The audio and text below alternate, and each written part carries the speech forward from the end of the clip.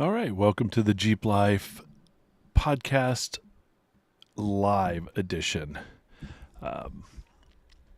Coming at you live on Monday night, and I'm Jeep and Terry, the co-host, or host rather, not co, just host. Living it up, making it happen.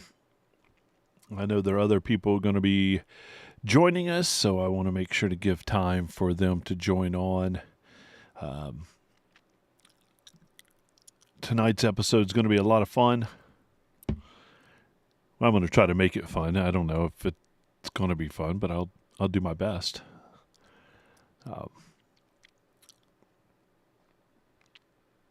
Hello, everyone that's just joining in. All right, looks like we're gaining some steam, and I like that. Makes it way more interesting when people join on and hook up with us. Sorry, I'm moving my windows around so I can see everything that I'm doing and talking about. It's bad because my eyesight is not great, so I have to have things blown up on the screen.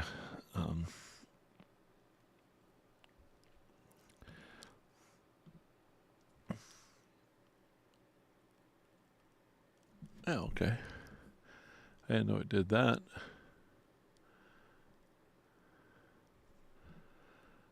All right. Just giving a few minutes for everybody to join on. The presenting sponsor for the Jeep Life podcast is, as always, is Armorlite, the toughest flooring on the trail. Get your complete system of Armorlite stuff with discount Jeep Life Podcast 10 for a complete system at goarmorlite.com. Our thanks for them to being our presenting sponsor. I literally just talked to those guys today. I'm going to see if I can have them on the show at some point soon. It's been a hot minute, and I would love to have everybody hear what they have to say. That'd be cool. If you haven't already, take advantage of our Power Tank discount, Jeep Life Pod 15 for a complete system at checkout at powertank.com. Our thanks to Steve and Tyler for their continued support of the Jeep Life podcast. Such good guys. Pipes offering free shipping on their systems. Jeep Life at pipesexthouse.com or pipesexhaust.com. And that'll get you free shipping. And on those things, it's a good deal. Talked to them 2 nights ago, I think. So I've been talking to everybody. I don't know. Oracle Lighting discount code Jeep and Terry for 15% off at oraclelights.com. Use that every day and make it happen. That'd be great. Hey, Mike.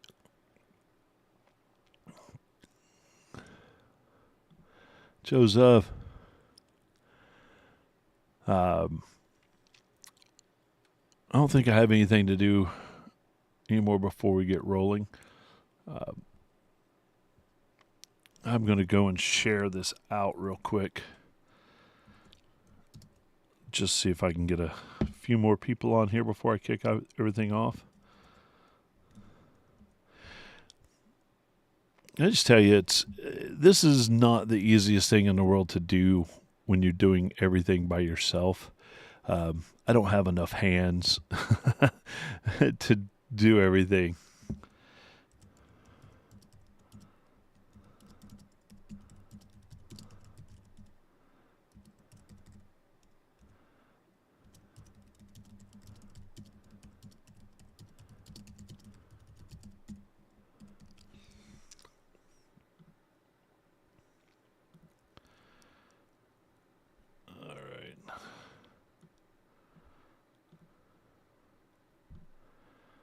All right, there we go. Now I've posted it. I'm rolling, so now I can focus in on you guys as we go along. I'm going to give it about 30 more seconds, and then I'll kick off the show. It should be a great show tonight. We're going to, I've entitled it The Jeep Alphabet Soup, and we're going to talk about all those two-letter designations and what they mean or why they're there. I probably missed some. I've tried to use my brain, but what's up, Jason? Long time.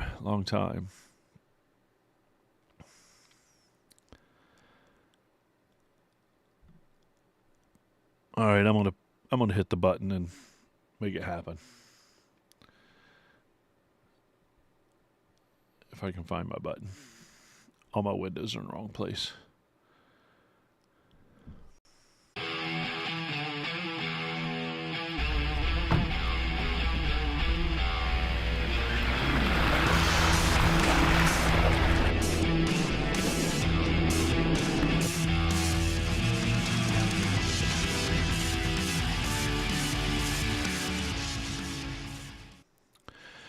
Welcome back to the Jeep Life Podcast, the show where we dive into everything Jeep, from legendary trails to the stories behind the rigs we love. I'm Jeepin' Terry, and we are tackling a fun question every Jeeper has wondered at some point. What do those two-letter designations of Jeeps actually mean? You know, CJ, YJ, JK. Where'd they come from? What they stand for? We'll dig into the history and clear it all up. Or make it muddier, we don't know. But tonight's episode is sponsored by Emotive Automotive. Whether you're building your Jeep from the ground up or just keeping it maintained, check them out and show them some love. I'll have a link in the show description. Those guys are amazing, super nice people. Skills are one thing, and they definitely have that. But to me, it's all about the people, and they are well above fantastic as far as I'm concerned. Everybody, we are live on Monday nights as a general rule, and we've got a great audience out there. I'm really excited about this episode. It should be a lot of fun. I think I'm going to do next week's episode as a Q&A, as a hey, send us your question and I'll do my best to answer it. Or, if we have a topic for, a fun little conversation, let's do that as well.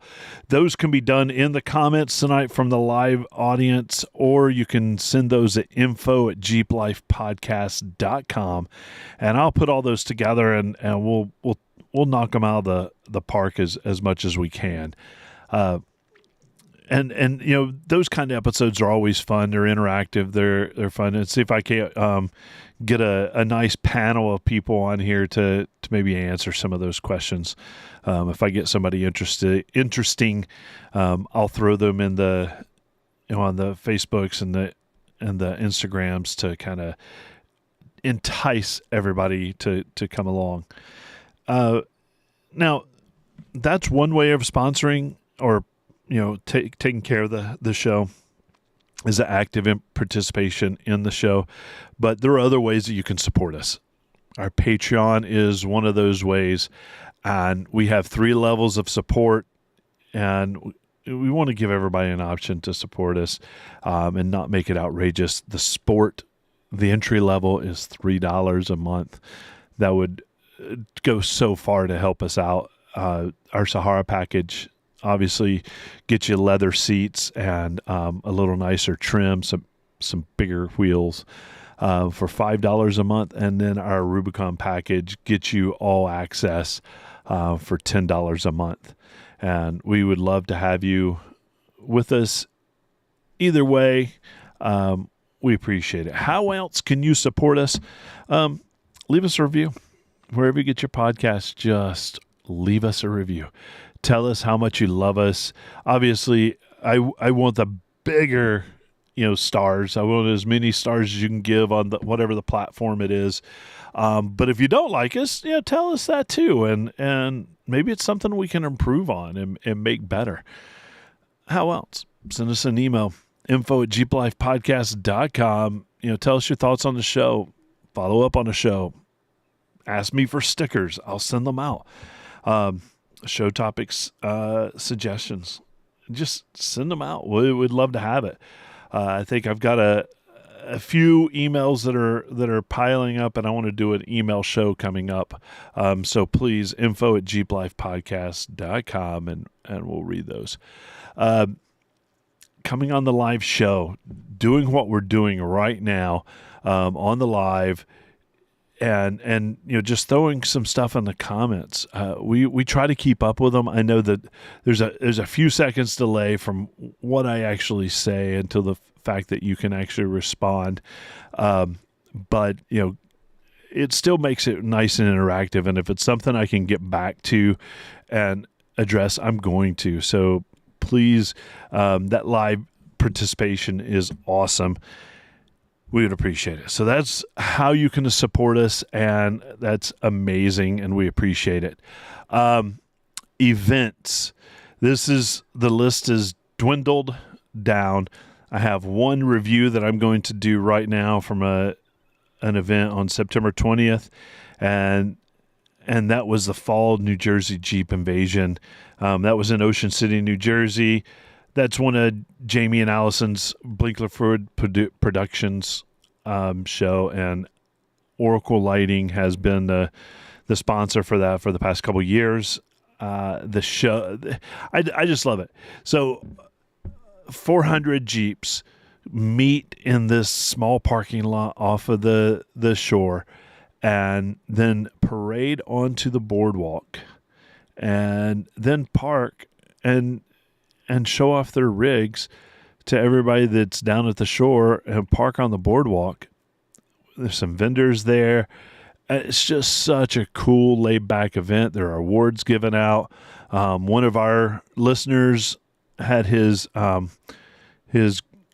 Wagoneer, Michael Moyer. He won an award.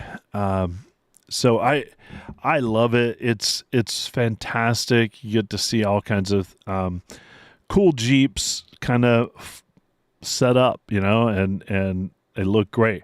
And then following that, Oracle Lighting sponsors the light show, and this year it was at Ludlam Island Brewery, and wow, I think I counted 50, 60 Jeeps there. So, I mean, a good percentage of the Jeeps were there and showing off their lights.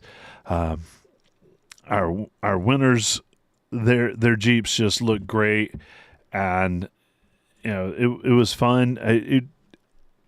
I'm blown away. I'm actually, I love to off-road. I love it, but I think I like the lights as well. So don't come at me. Let me love what I do as well. But I think it's so cool when people light up their Jeeps, or throw an amazing sound system in. I really like my sound system. I've got an Alpine with the 509, which it's an amazing stereo system, and I love being at these events and being able to kind of start playing music and putting my lights on and people to enjoy that, and then I get to go and enjoy other people. So it's really kind of cool to do that.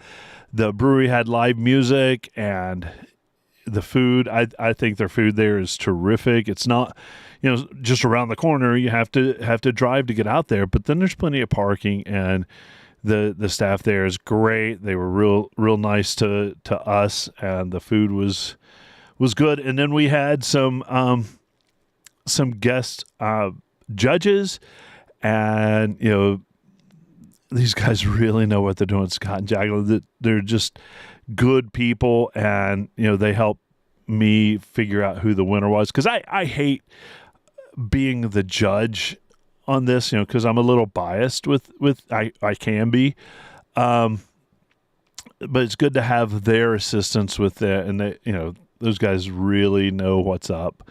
And we picked two winners, and for the first time in any of my sponsored light parties, I actually had both of the winners had Oracle lights on them. Obviously, that's not why they were chosen, because I've yet to choose a Jeep that had Oracle Light on them, but these two had it very tastefully done, and the Oracle Lights weren't the biggest part of their build, but they were part of and accentuated their build. So that was a lot of fun. And, I think the fall Jeep Invasion, it's not as crazy. It's not as intense as everybody else's, shows. So for me, I kind of like that. It's kind of a nice way to end the season of craziness and being on the road and just be able to spend time with our customers, other Jeepers, talking, chatting, laughing, just the camaraderie of it. So I think it's a great show, and I highly recommend it to anybody. When those tickets go on sale, they sell out really quick. So make sure to grab them next year. And I know that tickets for the summer New Jersey Jeep Invasion just went on sale. And so jump on and grab those, because those will sell out as well. And I will see you there next summer. All right, now for an event that is actually coming up. Crawling for Canines at AOAA, October 18th. It's the annual Crawling for Canines. And the goal there is to raise funds for the Ultimate Canine Safety Kit. A kit features ACE9.com, heat alarm system.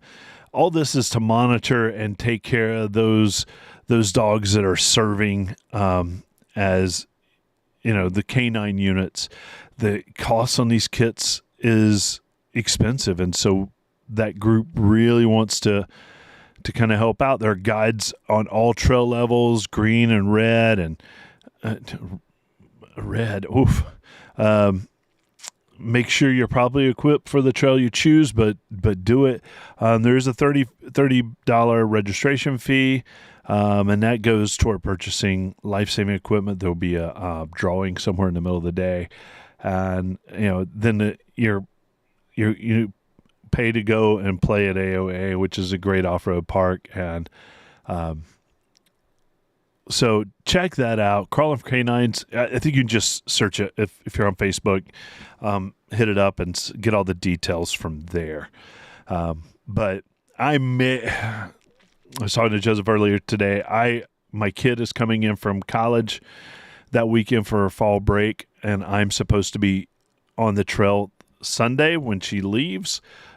So having 2 days on the trail, I'm not sure if I can swing that, but if I can, then I'll jump in with them and have a good day out on the trail.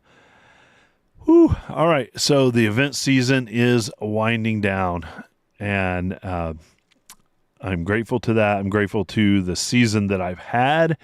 It's been super busy doing GP things, and I've gotten to see a lot of you out there and spend time with you, and that's great. I love it. To be honest with you, that's one of the reasons why I love the industry so much, is because I get to see Jeeple, and spend time, and it's great, and see your builds, see all the stuff that you're passionate about, because it's very much the same kind of things that I'm passionate about. And so it's great, and I look forward to seeing everybody out there. Now, tonight's topic, the Jeep Alphabet Soup. The Jeep has been around since 1941, as it says on my hat above. And it kind of started early, the origin story. And three companies actually were selected to put together a design and then build military production vehicles. And the first ones were designated as the MB, and that stood for Military Model B. And Ford, Willis, Overland, and Bantam Motorworks were the three original companies that kind of put everything together. And then we took pieces of all of it and made it happen. So MB was the 2-letter designation for that. And as we've continued and Jeeps have evolved, Jeep has kind of continued that 2-letter designation of a model and call it, and that's where the Jeep kind of culture began. You had vets that came back from the war and they wanted a Jeep, so the CJ was born, and the CJ is designated as a civilian Jeep. So after the war, Willis wanted to adapt the Jeep for farms and civilian life.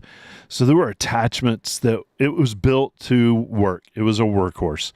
It was very similar to, what the military used, but it was, a few more safety features.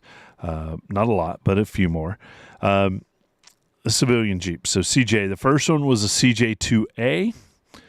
And that was marketed in 1945. The all-around work vehicle. There were attachments to, dig holes for fences, for plows, even a Zamboni, used for cleaning the ice. It ran through like the CJ8, a Scrambler, CJ10, and that made it all the way to the mid-'80s. The CJ5, CJ7, all those great. Those are the classic Jeeps, right? And that's the idea everybody had. So civilian Jeep was CJ. Next would float around the DJ. Now, me personally, I always thought that was delivery Jeep, but through my research I figured out dispatcher Jeep, which makes a lot more sense, because it was used by the Postal Service. It was something that went out. Those were, some models were made right-hand drive for mail Jeeps. And that ran from the 50s to the 80s. It was generally a 2-wheel drive variant. I believe there were some 4-wheel drive variants, but mainly 2-wheel drive, used by the Postal Service. And instead of having, it was a hardtop with a sliding door instead of like a regular door, or like the CJ's no real door. And so those are designated as the dispatcher Jeep, the DJ. I always love seeing those restored, and it shows, I think they're a very unique vehicle, and really reflect the use after the war for those vehicles. And then there was the FC, and that was another one of those utilitarian vehicles. It was the forward control, is the FC, built from 56 to 65, and it was a cab over design. So that meant that the driver sat above the front axle. So it was a very interesting looking vehicle. It was a great utility vehicle, but funky looking. But it lent itself really well for, like a flatbed truck, or, some kind of utilitarian vehicle, because it wasn't built for creature comforts. But it was, turning radiuses were very solid, because with those forward controls, you needed to be able to see over things, and you're working out in the field, or you're working, delivering, whatever the cargo was in the back. So the FC, the forward control, you see those out of the shows and fixed up. Those look really amazing. They don't have necessarily the exact same grill set as, a traditional Jeep, but it's a good looking vehicle. All right, next is when the Wrangler came into being. And this one is a very controversial vehicle. At the time, it wasn't necessarily as beloved as it is now, I don't think. And that is the YJ. And that was from 87 to 95. Is the real first Wrangler, first Jeep to carry the Wrangler name.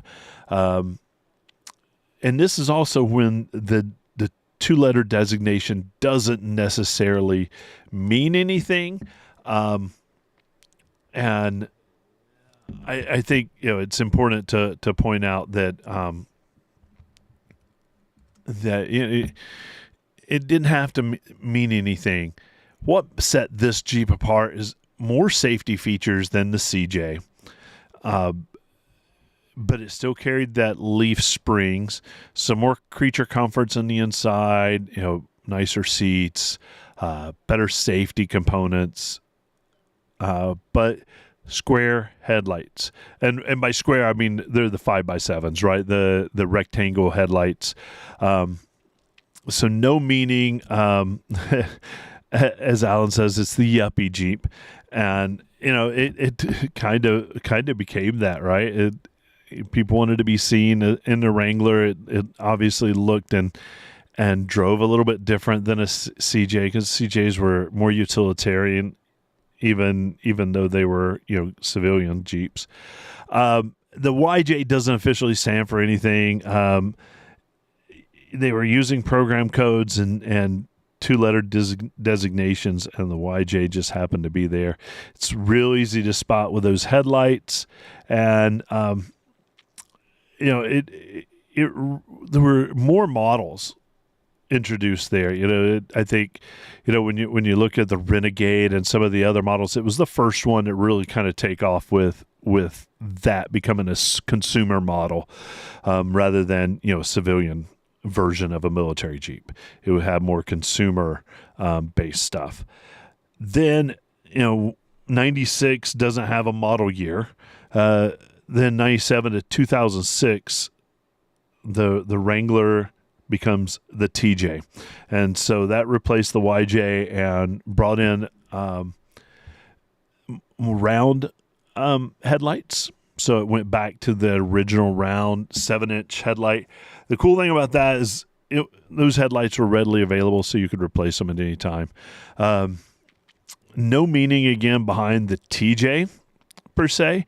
The big difference here was it now had a coil spring suspension versus that leaf spring suspension that the YJs had. So a little more comfortable ride on road, and a little more roll mitigation. About halfway through the model years, it started adding anti-lock brakes. So there were more safety features included in the TJ, and that's how that kind of developed.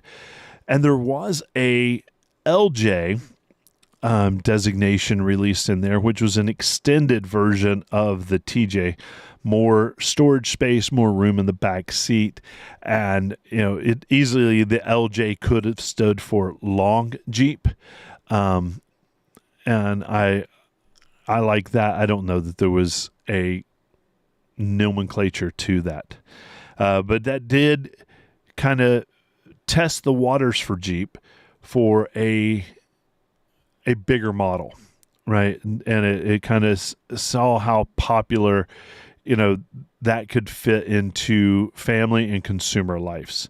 And that brings us to 2007 through 2018, the model designation as JK. And so that's Jeep's next platform. And they introduced the 4-door Unlimited, and that really blew up Jeep's popularity. It just became really accessible to just about everybody. No real meaning to JK, and a lot of people will throw in JKU with that, and that's just a JK Unlimited, which is the 4-door version. So it's not an actual part of the nomenclature, but some people will throw in that U in. The Unlimited was very much what the TJ Unlimited kind of started with, having that extra space, but now you got 4 doors where a family could actually put their kids in the back seat without having to really work hard at it. And it just blew up. It got to the point that way more 4 doors are being made and bought than the 2-door, which had always been the case, that the vehicle was a 2-door or a 2 main seat vehicle. The CJ, the FC, the YJ, the TJ, all 2-door, 2 front seat kind of vehicles. And the JK with the Unlimited really brought that forward. The model year 2018 is kind of confusing because half the year was dedicated to JKs, which I think was just a rebadged 27. I'm not sure that, anything changed with it. But now we've moved into 2018 to current, and the JL is the designation there. And my assumption, it still doesn't have any, it's just an engineering code. It's the way Jeep tracks its vehicles. JL doesn't really have any meaning, but I think it's kind of interesting that JK followed immediately by JL in the alphabet. So, lots of tech upgrades. The suspension becomes better. It's a lighter weight because it's aluminum, improved gas mileage, multiple powertrains, whereas the JK started with a 3.8 and, ended its, from 2012, I think, on was a 3.6. And so now the JLs continue that 3.6, but added a 2.0, a turbocharged 2.0, and then the hybrid, and as well as the Hemi. So there's and a diesel at the time. So it was JL was designated as that newer designation. Then 2020, Jeep reached back in its old, library and said, "Hey, let's bring out a truck." And so the 2020 to present was a Gladiator, and that is designated as a JT. It is the return to the pickup truck, like I said, and JT. I don't know that it actually intentionally does this, but it's Jeep truck, JT. It's the engineering code.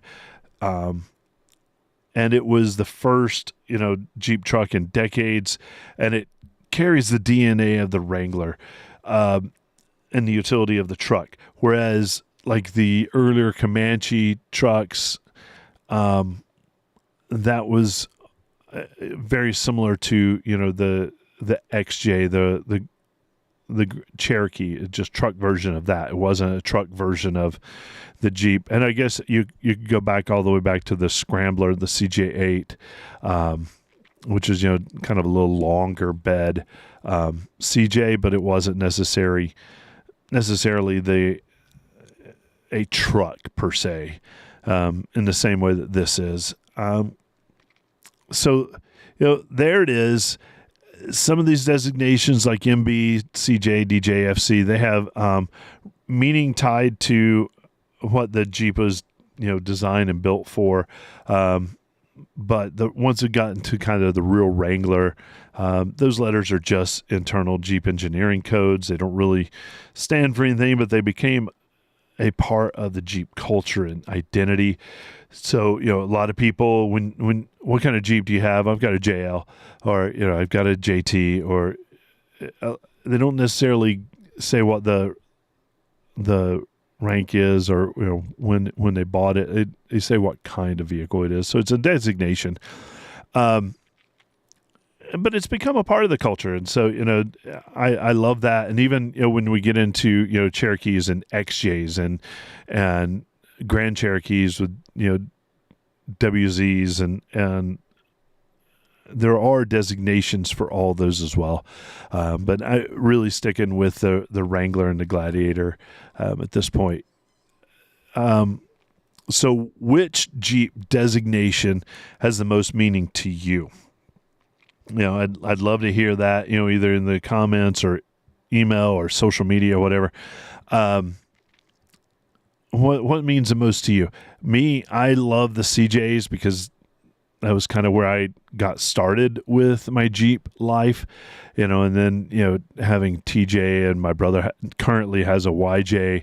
I love those vehicles. They really are amazing. Of course, I own a JK, so I love that feeling, because I really feel like, Jeeps invoke these feelings as we own these vehicles.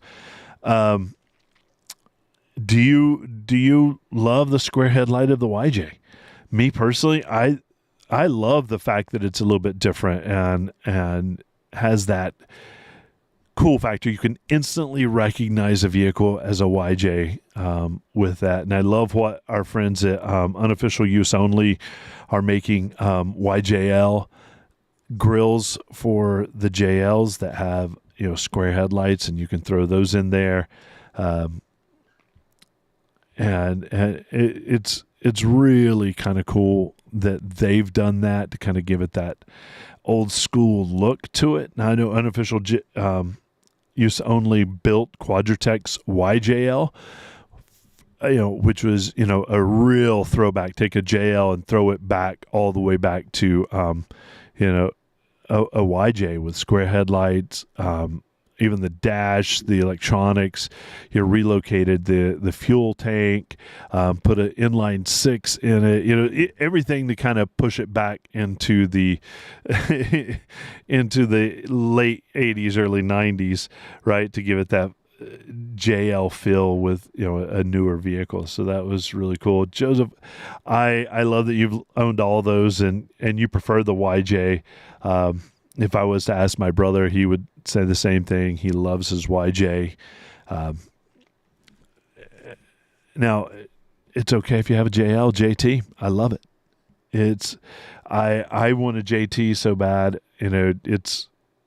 I drive one for work, quite a bit and absolutely love it. So, drop your answers in the comments. Hit 2 doors, 3 pedals.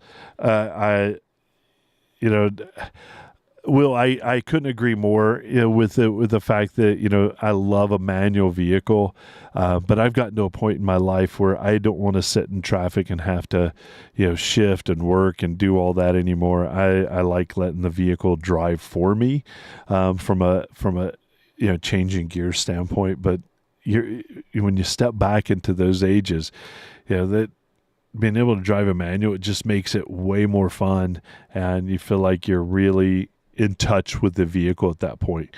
Tag us into social media with your Jeep and its 2-letter designation, and celebrate that. So get that out there. We're at Jeep Life Pod on Instagram, and you know where we are on Facebook. So we'd love to hear that, and let us know what you think. Hey, we want to hear from you. If you have a choice, if you have send it out on the social medias. But there's also a great way to follow us, and that's go to Linktree/Jeep Life Podcast. It's linktr.ee/Jeep Life Podcast. That you'll find our Patreon links, our YouTube, like and subscribe there, all our socials and everything. So that'd be great. And that's going to wrap it up for us. Hold on. We got some late entries on this. Anthony, I agree, the YJ, but but feel better off road in the TJ. The TJ is a little more solid, right? And it has to be a manual. All right, I'll go with that. The JT as a daily driver, that wheelbase really makes it for a comfortable ride. And Jeep's really done a nice job with the interior. I know some people would think it's too nice, and some people think it's not nice enough. But I think the interior's quite comfortable. I've put thousands and thousands of miles on a JT, so I know. And then a YJ and a JKU, prefer the coils on the JKs. It definitely provides a much better ride, and even off-road, those coils and shock combination really, really help, especially with a solid axle vehicle for sure. But that's going to wrap it up for tonight's episode. Our huge thanks to Emotive Automotive for sponsoring the Jeep Life Podcast. Whether you're building a Jeep from the ground up or just keeping it maintained, check them out and show them some love. Just in general, and we appreciate them for their sponsorship of the Jeep Life community. I know they build a ton of Jeeps out there. I was out there last time. They had a 2-door up on the rack, and they were putting a new suspension on there. It's pretty awesome. as always, our thanks to our sponsor, presenting sponsors, Armorlite, Pipes Exhaust, Alpine Audio, Power Tank. Keep those Jeeps rolling, and I'll here's a big Jeep wave to you, everybody. Hey, thanks everybody for tuning in with me live. It was awesome, and I know it was a little bit shorter of a show, but until I get our co-host situation nailed down. How long can we sit and listen to one dude talk? But I always will try to keep the information coming and entertaining. I'll do my best for you, and I appreciate everybody that jumps on here. And I look forward to seeing everybody. I may have a trail ride. If anybody is interested, may have a trail ride on the 19th. I'll get some information together if I do. Until then, I appreciate everybody, and I'll see you soon.